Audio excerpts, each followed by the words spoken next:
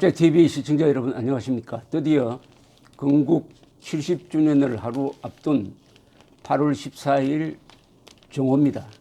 김병준 자유한국당 비상대책위원장은 건국절이 1948년 8월 15일을 기준으로 해야 한다. 김대중 노무현 대통령도 그 점은 인정했다라고 이야기를 했습니다. 너무나 당연한 이야기죠. 해가 동쪽에서 뜬다는 이야기를 계속 강조해야 할 정도로 이 나라는 사실과 과학과 국법을 무시하고 있습니다. 그러니까 건국 70주년 기념식을 국민이 합니다. 국가가 하지 않으니까, 정부가 하지 않으니까 국민이 하는 겁니다. 국민의 자위수단이죠. 대한민국을 지키겠다는, 대한민국의 정통성과 정체성을 지키겠다는 국민들의 자위적, 정당방위적 행동이라고 볼 수 있습니다. 오늘 조선일보 광고에 건국 70주년 기념식 및 8.15 국가 해체 세력 규탄 범국민대회 광고가 나왔습니다.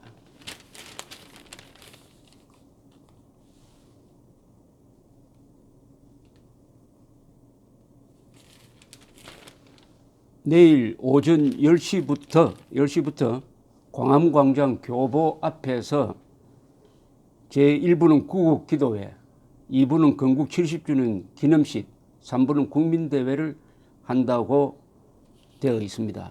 그러나 8.15 행사에 관련해 가지고 어떤 돈도 받지 않음 적발시 형사고발 조치한다고 되어 있습니다. 그 내용을 보면은 국가 해체가 뭐냐 이렇게 정의를 했습니다. 대한민국 건국 정체성 훼손 규탄, 이것은 문재인 대통령을 향한 것인데, 대한민국의 생일을 변조하려고 하는, 대한민국의 생일을 1948년 8월 15일로 하지 않고 1919년으로 만들려고 하는 정권을 규탄하겠다. 자유민주주의 시장경제 역행 규탄. 이건 더 설명이 필요 없습니다. 이 광고가 난 조선일보 사설란에 사설 제1제목이 탈원전 한전 상반기 1조 원 적자, 현 정권 책임이다. 원자력 발전소를, 멀쩡하게 잘 돌아가는 원자력 발전소를 문을 닫음으로써 그 튼튼한 국민 기업, 대한민국을 대표하는 기업인 한전이 상반기에 1조 원이나 적자를 봤답니다. 값싼 원전은 가동 중단시키고 비싼 LNG를 수입을 하니까 이런 꼴이 되었습니다. 여기서 원전이 가동 중단, 원전 폐쇄, 원전 백지화는 이건 일종의 살인사건입니다. 왜냐? 원전도 법인입니다. 법인. 리걸 퍼슨이라고 그래요. 리걸 퍼슨. 리걸만 빼면 퍼슨입니다. 사람입니다. 법인은 인격자로서 대우를 받습니다. 그래서 계약도 하고 공사도 하고 사람처럼 행동합니다. 사람들이 모인, 사람과 돈이 모인 집합체가 법인입니다. 이 법인을 법적 절차 없이, 그리고 과학을 무시하고 없애버리는 것은 사람을 죽이는 것과 거의 같습니다. 아니, 더 심할지도 모릅니다. 원전을 해체하면은 아마 수십만 개의 일자리가 날아가게 될 것입니다. 일자리가 날아가면은 삶의 터전이 없어지는 것이죠. 그것 때문에 아마 자살할 사람도 생길 겁니다. 따라서 원전 해체는 법인 해체고, 법인 말살이고, 법인 학살입니다. 이건 살인사건으로 다뤄야 합니다. 원전 해체와 관련해 가지고 법을 무시한 사람들은 반드시 개인 돈으로 배상하도록 해야 됩니다. 형사처벌도 해야 됩니다. 공무원일 경우에. 세 번째가 거짓 남북평화 정책 규탄, 위장평화쇼라는 거죠.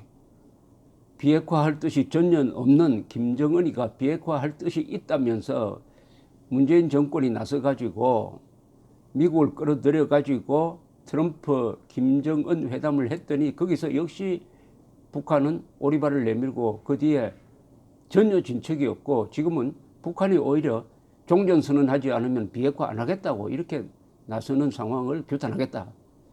한미동맹 파괴 안보정책 규탄. 북한이 비핵화를 한 다음에 기존 재래식 군사력을 감축하든지 해야 되는데, 비핵화를 하지 않고 핵 능력을 증강하는데 오히려 우리가 국방력을 약화시키고 있다. 그 다음에 국가인권정책 기본계획 규탄. 이거는 아마 기독교에서 반대하는 동성애와 관련된 것을 포함하는데 인권정책 중에서 제1우선순위는 북한 동포의 인권 향상입니다. 북한 동포의 인권 향상이에요. 거기에 대해서 문재인 정권은 북한 인권 문제를 거론하는 것은 내정 간섭이다라고 하는 어처구니 없는 논리를 내세워가지고 북한 인권에 눈을 감고 있습니다. 오히려 북한 인권을 정진시키는데 가장 중요한 휴전선상의 대북방송도 못하게 했습니다. 그리고 삐라보내는 것도 막고 있습니다. 이것은 북한 동포의 인권을 무시하고 김정은 한 사람의 인권만 생각해주는 도착적인 인권 정책이죠. 만약 문재인 대통령이 9월 달에 북한에 간다면 두 군데를 가야 됩니다. 가도록 권합니다. 첫째는 요덕 수용소를 가서 북한 동포들이 어떻게 죽어가고 있는지를 봐야 합니다. 그런 다음에 낮은 단계 연방제를 할지 말지를 생각해야 될 것입니다. 그 다음에 아오지 탄광에 가야 됩니다. 국군포로 6만 명이 3대 노예 노동을 하면서 어떻게 죽어갔는지를 보고 그래도 낮은 단계 연방제로 나아갈 것인지 고민해야 될 것이라고 생각합니다. 여섯 번째가 원전 문제 및 난민정책 규탄입니다. 내일 오전 10시 광화문 광장 교보 앞에서 걸을 수 있는 사람은 다 나오세요. 손이 있는 사람은 다 태극기를 들고 입이 있는 사람은 다 대한민국 건국을 외치세요 라고 했습니다. 대한민국 건국은 우리 민족사의 2대 사건입니다. 첫 번째 사건은 7세기 말, 구체적으로 말하면은 나당 전쟁에서 땅이 져가지고 평양에 있던 안동도호부를 저 만주로 물림으로써 한반도를 한민족이 차지한 신라의 삼국통일. 그 다음에 1948년 8월 15일 국민이 참여해가지고 선거를 통해서 국회를 뽑고 국회가 헌법을 만들고 헌법에 기초해가지고 자유민주주의 시장경제를 기초로 하는 반공 자유민주주의 법치 민주국가 대한민국이 수립된 것입니다. 신라의 삼국통일이 있었으므로 민족이란 다리가 만들어지고 그것을 기초로 해가지고 민족을 업그레이드한 국민이 탄생한 것이 바로 대한민국 건국의 역사적 의미입니다. 대한민국 건국에 의해서 국민이 만들어졌습니다. 그전에는 백성이었습니다. 그전에는 노예였어요. 노예, 백성 신분에서 그 다음에 일제시대 때는 신민이었습니다. 노예, 백성, 신민의 신분을 청산하고 국민, 그 국민은 어떤 국민이냐? 헌법 제10조 모든 국민은 인간으로서의 존엄과 가치를 가지며 행복을 추구할 권리를 가진다. 국가는 개인이 가지는 자유와 기본권을 보장해야 할 의무를 진다. 바로 개인의 자유입니다. 국민은 바로 개인입니다. 이 개념은 그전에는 없었습니다. 북한에는 없습니다. 북한은 북조선입니다. 그것은 뭐냐? 조선조의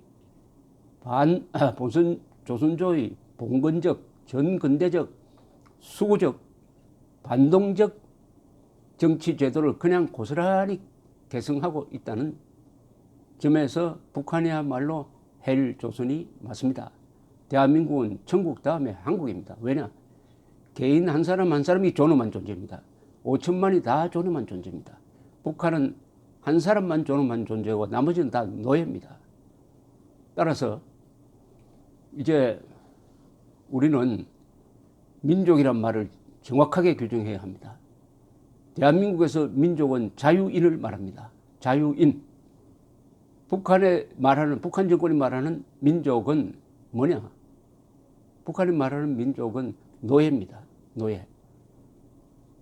그러면 민족 공조는 뭐냐?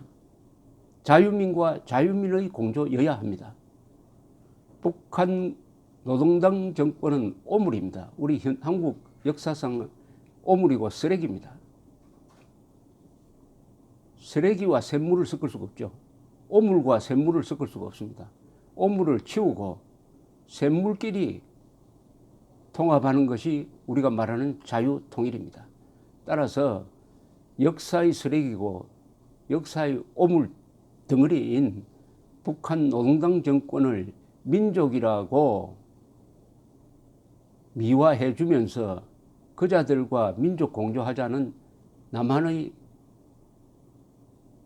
좌익 세력이 바로 민족 반역 세력입니다.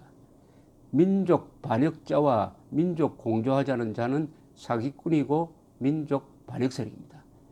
대한민국은 내일 다짐을 해야 합니다. 민족 반역자 김정은을 몰아내고 남북한의 자유민이 힘을 합쳐 통일하자.